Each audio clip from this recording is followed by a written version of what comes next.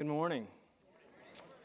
It occurs to me that some of us here, including myself, recently went through some transitions, going from one church to another. If this is you, peace of Christ to you, especially your family. If you're married, especially your spouse. A little over 5.5 years ago, our family then faced another transition from one church to another. And if I remember correctly, on one of the forms at the bottom of it, it asked any special needs. So my wife, my mother-in-law who lived with us at the time, and myself, we'd like to be appointed to a place of racial and cultural diversity. So naturally, the cabinet appointed us to Lenoir, North Carolina. Do you know Lenoir, North Carolina? Probably not. That's kind of the point. A beautiful, beautiful place, but not the epicenter of racial and cultural diversity. So we made our home there, in this wonderful and foreign land. I got to learn the language of its people. My wife got a new job. God gifted us with a baby boy. My mother-in-law found her community too. A couple of things about my mother-in-law, and I kid you not. She worked out 2 hours a day, 6 days a week, an hour of cardio and an hour of weightlifting. She woke up every morning at 4:30 to devote herself to prayer every day. And this widower who raised her one and only child, put her through school, cleaning other people's homes and working as a cafeteria lady. A woman whom we thought, given her lifestyle, would bury both of us one day. This woman got diagnosed with stage 4 pancreatic cancer in November of 2014. For the next 349 days, we went on a journey together. Doctor's appointments, chemotherapies, the strongest and longest our oncologist ever prescribed to any of his patients. Because my mother-in-law came ready to fight to see her daughter grow old and her grandson grow up. Trips to emergency rooms, multiple surgeries, my 1.5-year-old son sleeping in countless different beds as we went from one place to another, back and forth, so much suffering. For those of you who know anything about pancreatic cancer, so much pain. And finally, a funeral. Our hearts broken, and my wife's mind at the edge of breaking. As James mentioned, I am her husband, but I am not her soulmate.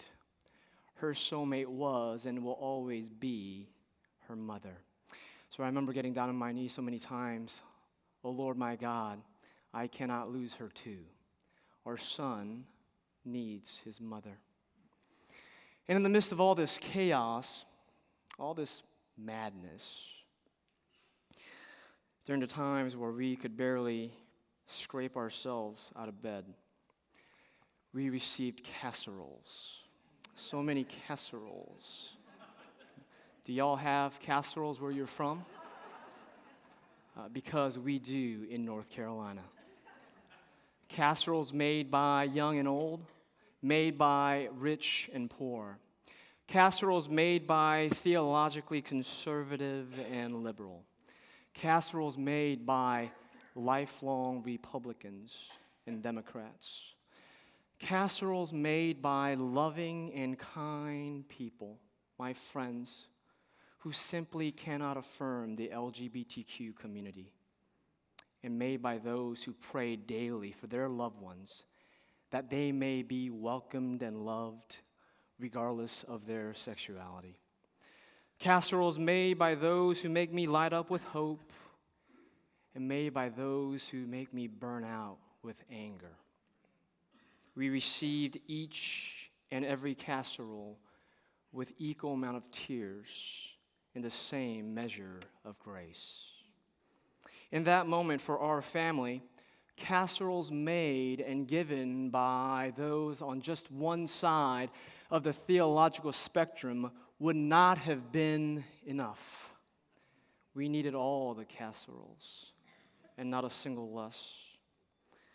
Would any of us in this room and those outside the walls of this church dare to think we need any less casserole? In those casseroles, the binary ways of the world of I'm right and you're wrong dissolved into grace. Desperately needed grace.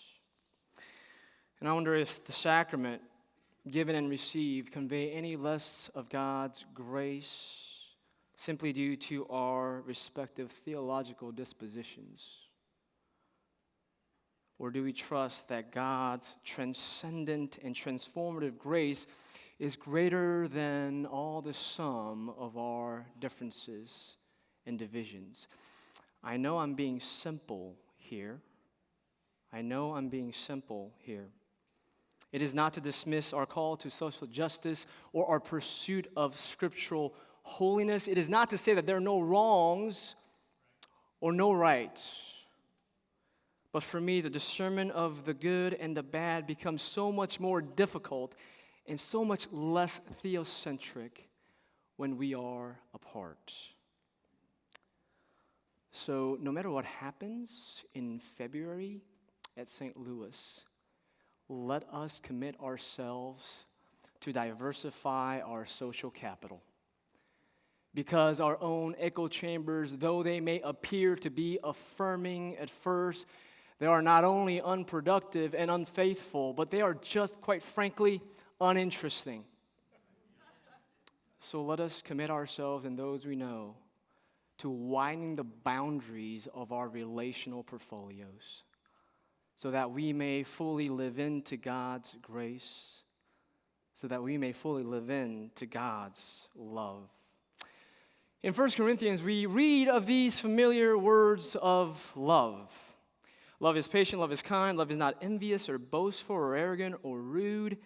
It does not insist on its own way. It is not irritable or resentful. It does not rejoice in wrongdoing, but rejoices in the truth. It bears all things, believes all things, hopes all things, and endures all things. Despite our natural assumptions, Paul's not writing these words to two virgins hopped up in love, getting ready to marry. But instead, Paul's writing to a church with its disciples, not so much in love with each other, but those who are ready to walk away from one another. Church on the brink of implosion. The ancient church of Corinth was a mess. According to Douglas Campbell of Duke, there existed 15 distinguishable problems. 15 problems at the same time. And of the various sources, what's the root cause of so many of their issues?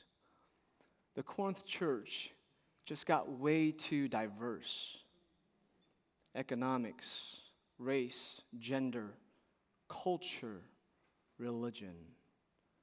Just too diverse. They couldn't agree on anything. And in this respect, Paul's greatest missionary success created his greatest challenges.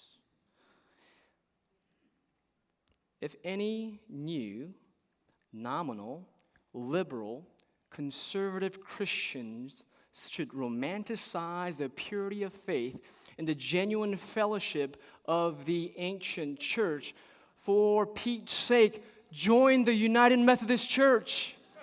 We are more like the ancient church than any other. I don't know if we have anybody from United Methodist Communications here, but how about this for a new slogan? There you are. How about this for a new slogan? Reflecting, remembering, wanting the faith and fellowship of the ancient church. Are you nostalgic? Come join us in the United Methodist Church.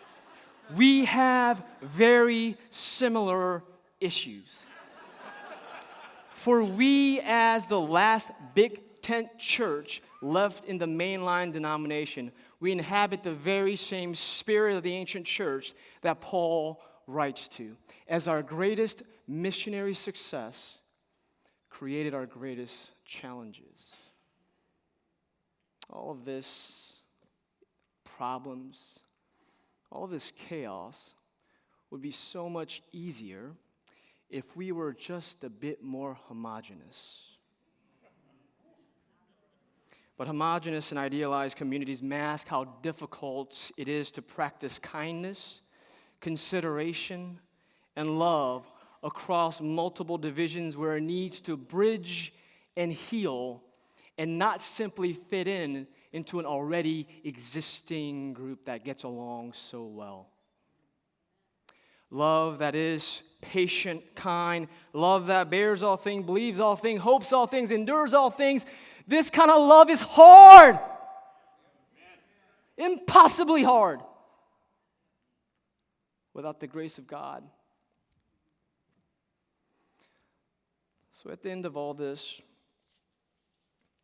we must simply ask the question, what kind of God do we worship? What kind of God do we worship?